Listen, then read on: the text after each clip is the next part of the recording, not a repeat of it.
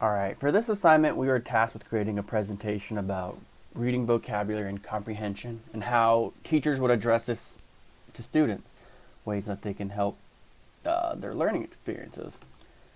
So,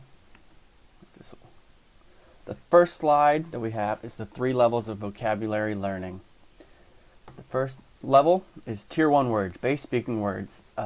These are words that students will learn. No instructions needed. They're everyday conversations. They are words that students should have no trouble with once they learn them. There is no specific education or field of expertise that knows this in particular. It is anyone and everyone. Some examples of this. It can be clock and it can be dog. These are both base words that are easy to understand. Now the next tier gets a little bit harder. These are called elaborated speaking vocabulary. Elaborated speaking vocabulary are words that are also called sophisticated synonyms. They take basic speaking words and kind of upgrade them to words that adults use more often.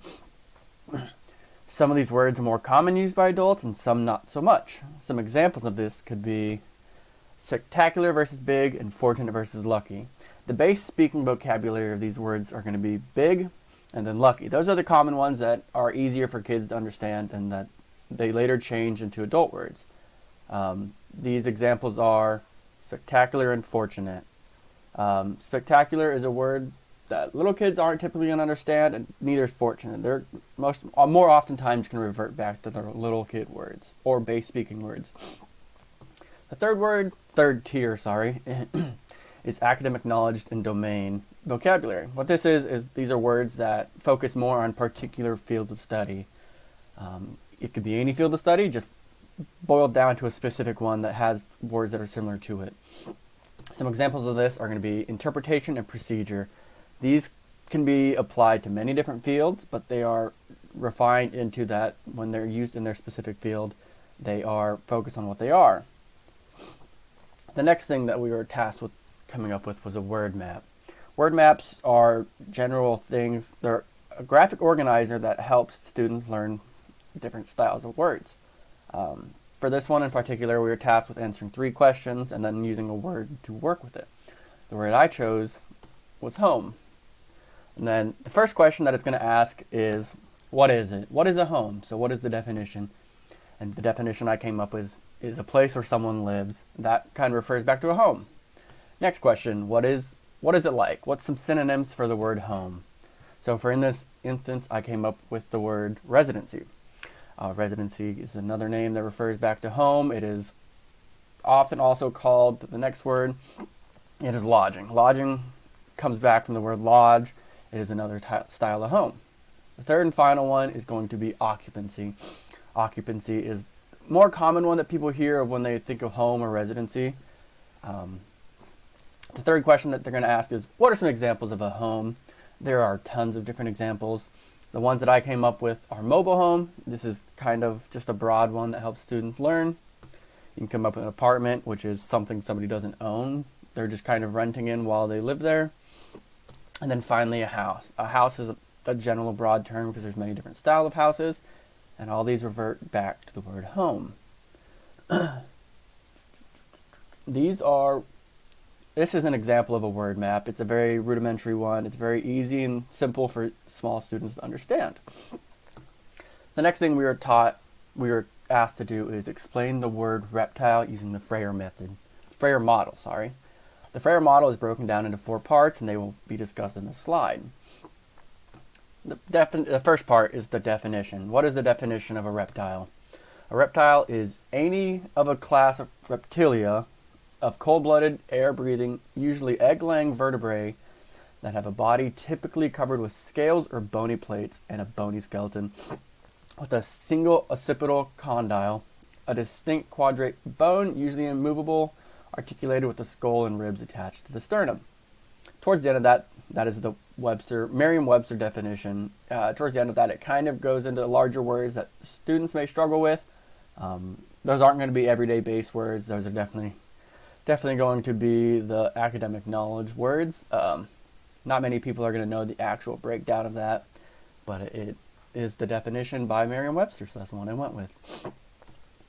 The next part of the Frayer model is characteristics. Basically, characteristics are what make up the word you're trying to talk about. For instance, for a reptile, reptiles' characteristics, as explained in the definition, they can be cold-blooded, they can be air-breathing, they have to be egg-laying, and they have scales or bony plates. There are so many more characteristics, but this is just kind of a base list to help students learn as they first get into this. The next piece of the Frayer model is examples. What are some examples of reptiles in this instance? Some examples could be snakes. There's tons of different styles of snakes, and they're all come back to reptiles. It can be alligators and crocodiles. I have them on the same line. Yes, they're different scientifically, but most people use them interchangeably. However, that is technically wrong. It is kind of thought of. Not many people can tell the difference unless you're an expert on that. And then finally, lizards. Once again, there's many different styles of lizards, and yes, they are all considered reptiles. The final thing that the Frayer model uses is things called non-examples. What is not the thing that you're looking at? So in this case, for reptiles, what are some things that are not reptiles? Some examples are birds, dogs, and cats. Those are all different styles. Birds are avians. Dogs and cats are more considered mammals, I believe. I could be wrong on that, but all that is important is that they're not reptiles. I guess I probably should have looked into that, but kind of fail on that one.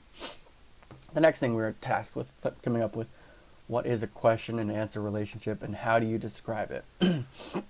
So a question and answer relationship is typically a 4-question relationship that helps children identify the connections between the types of questions asked and the information sources necessary and available for answering. So what are the 4 questions? Well, the first question is right there. What this is students are looking for in a single sentence or 2 sentences connected by a pronoun. It can be something simple as, who is the main character in the story? Like, students have to look through it and then they can find out that the answer is so-and-so. It can be more complex, it can be easier. Either way, right there is a good way to get students to actually read into the text and understand what is happening. The next style or question is think and search. In this one, it's a little bit more in-depth. Students are asked to focus their attention on the structure of the text, such as cause and effects, problem solution, listening examples, and there's tons of other things. A good way to address this one is what happened and what caused it. This essentially is asking the student to look inside and get an understanding of the text, because if they don't know what's happening, they don't know why it's happening. There are many things that could happen with this, and it helps the student to get a grasp on multiple different things that are happening in the story. The next one is author and me. According to the book, this one is basically they're applying personal experiences in the text, in their lives, and relating it to the text. It can be things such as like, oh, what color was the house? And then like, what color is your house? It is something simple that allows the students to use real-world knowledge to help themselves with the questions provided. The final question that typically is asked is on my own. Basically, in this one, students are given questions ahead of time and use their own knowledge to understand the questions. This is where this is the final step in this sequence, and teachers believe that the students are ready to attempt things on their own, and it helps the students to feel independence. This is typically the last stage in scaffolding, which is where the students or the teachers start off with all the power, and they're kind of directing the student how they think they should be doing things. And then slowly but surely they're allowing the students to take charge and become more confident in the way they read and how they assess things. Finally, we are asked in the assignment to come up with 3 methods that we would use to help students in our classrooms and why we use these things. The first one that I used is the use of reciprocal teaching. Reciprocal teaching is basically use of predictions, question gathering, clarifying, and summarizing. Each one of these things is important for a student because it helps them to get confidence in the way they're reading. Predictions, you ask a student to predict what might happen in the story, and this requires some thought on their end. They're required to think about the possibilities and what could happen and what might happen based on what has already happened. Question gathering, this is essentially if the student has any questions, it helps them to ask the teacher, and the teacher can direct them in what is happening and what could happen. Clarifying is basically if a student doesn't understand a part of the text, they are able to ask the teacher It could be misunderstanding of words, it can be many different things, but once you clarify, the student typically approaches it better and feels more confident. Finally, summarizing. Summarizing is important because it requires the students to understand what they read. If they don't understand it, then things may be a little bit more difficult for them. I think this is important because all these pieces individually are great on their own, but when used together, it really helps because it allows a back and forth from the teacher, and that is why I want to use it in my teaching. The second thing I could use is comprehension under construction. Basically why I like it is it makes it more memorable for students, and it attaches concepts to memorable things. Growing up, they taught you rhymes and rhythms for why things happened. Like a common one I remember is I ate and I ate till I fell to the floor. 8 times 8 is 64. These are small little nuances that you can attach to that help you remember things in a much easier way. In the story, in the book, it talks about being a foreman. Basically, you're teaching the students things based on other jobs. They talked about a bricklayer. The students would read the story and attach it brick by brick to understand what is happening. I think this is a good one because it makes it fun for the students and it helps them to attach things and they know what will happen in the future. Finally, the use of the Paris method. Basically, the Paris method is an acronym. It stands for predict, ask questions, retell, infer, and summarize. It's pretty similar to the reciprocal teaching, and I like the reciprocal teaching, and I like the Paris method. I like it because it is a back and forth with the students and the teacher. It allows them to attain a repertoire between them. They are able to get an understanding of each other, and they can work well once they know how the other acts. Again, predictions help the student to know predict what's going to happen and why it's going to happen.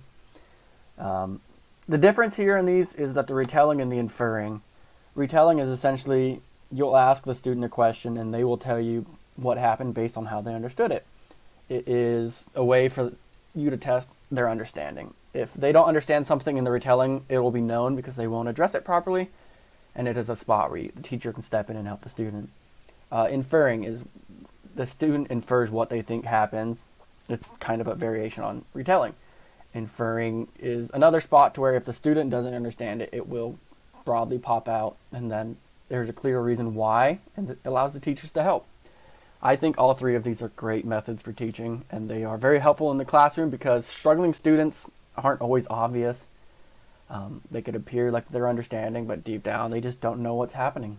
So these methods are ways that teachers can get clear and concise understanding of whether or not a student understands. And that is the recording on how students can learn vocabulary learning and the methods and different styles that help. Thank you.